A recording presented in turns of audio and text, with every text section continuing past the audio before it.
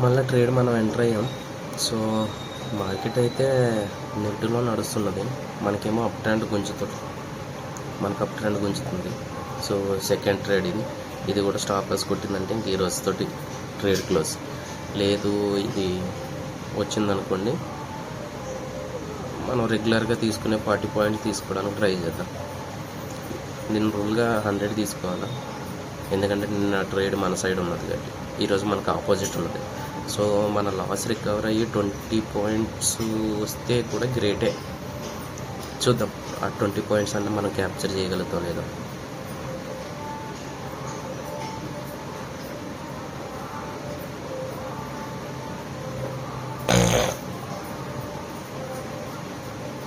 Retest అని వస్తుంది, రీటెస్ట్లో మనం ప్రాఫిట్ బుక్ చేసుకోవచ్చు. సో మనకి 44 అంటే మనకి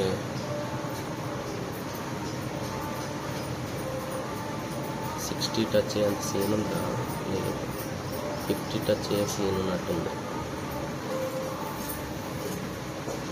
చూద్దాం స్టాప్ లాస్ తీసుకుంటుందో లేకపోతే మనకి కాస్ట్ ఇస్తుందా. కాస్ట్ తీసుకోవాలనుకుంటా నాకు తెలిసి, ఎందుకంటే స్ట్రెంత్లో ఉన్నారు కదా.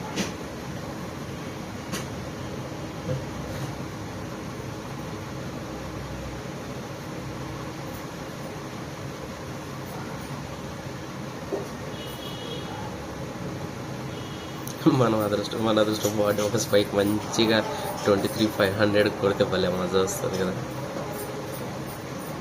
23,500 కానీ డైరెక్ట్ పివోట్ లెవెల్కి కిక్కు. చూద్దాం కాస్ట్ అయితే పెట్టుకుందాం మనం. ప్రాఫిట్ సంగతి అవసరం లేదు మనకి.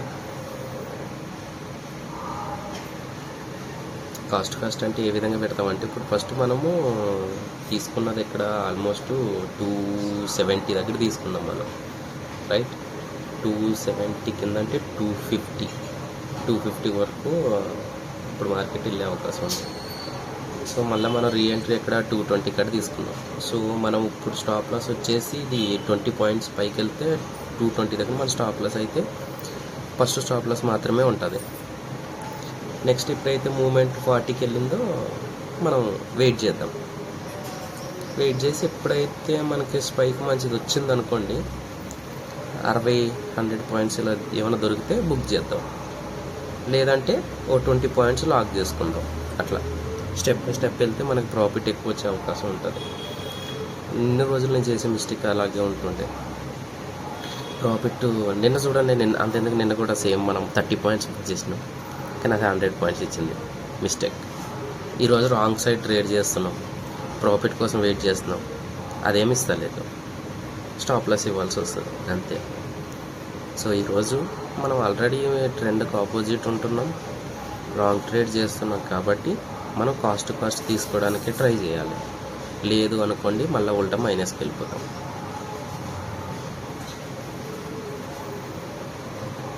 ఫ్రైడే మ్యాక్సిమం చాలామంది ఫెయిల్ అయ్యే అవకాశం ఎక్కువ ఉంటూనే ఉంటుంది.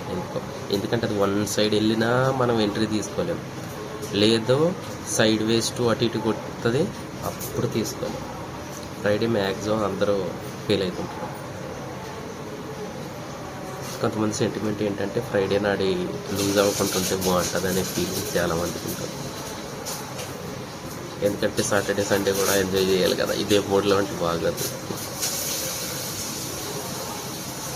ఓకే ట్రేడర్స్, కొంచెం యూట్యూబ్లో కూడా లైక్ చేసి ఫాలో అవ్వండి.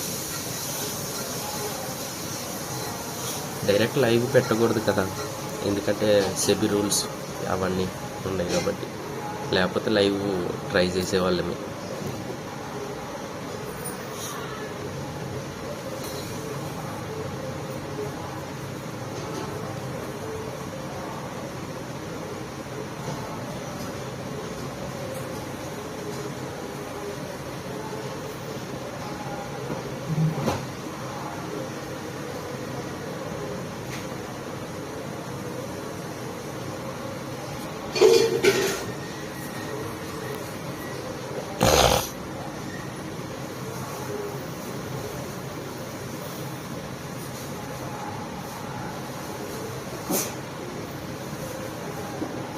ఇంకా ఫాల్ కంటిన్యూ అవుతూనే ఉంది.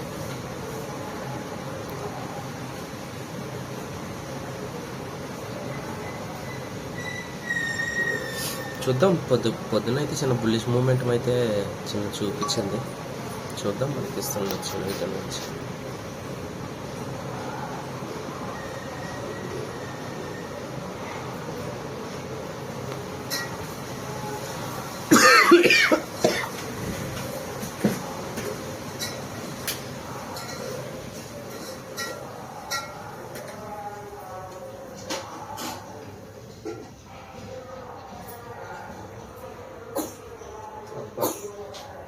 బిస్కెట్లో ఉన్న పిల్లలు కూడా తగ్గించాయి.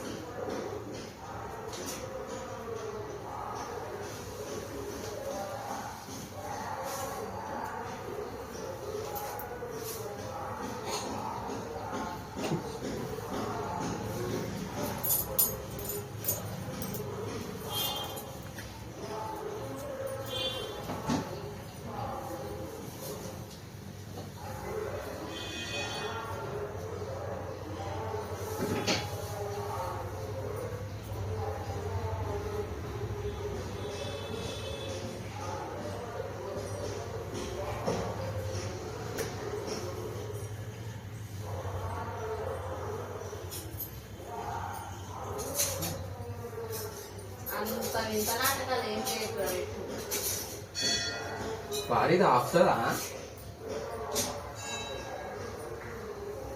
ఇది ఆపుతుందా? ఏం ప్రయోగాలు ఎందుకు చేసావు? అది కుంకులు ఎత్తున్నావు కదా, నేను దగ్గుతుంది పల్ల.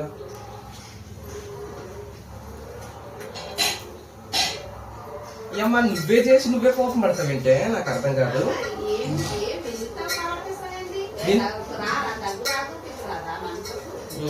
నాచి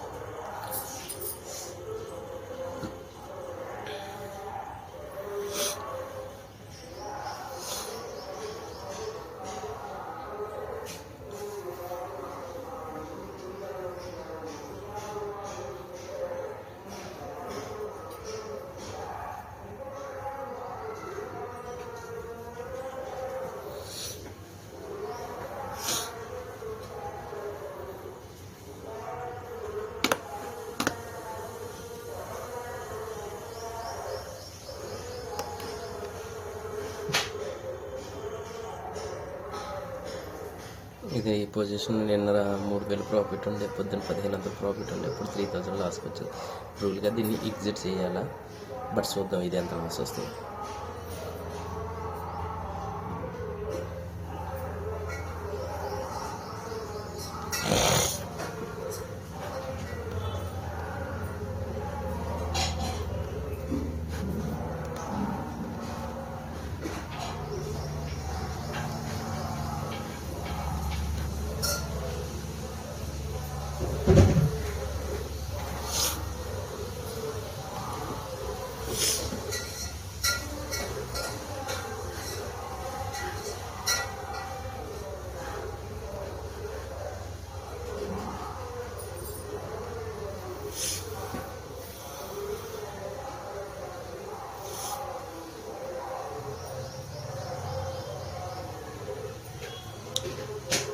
ట్రెండ్ డౌన్ సైడే ఉన్నట్టుంది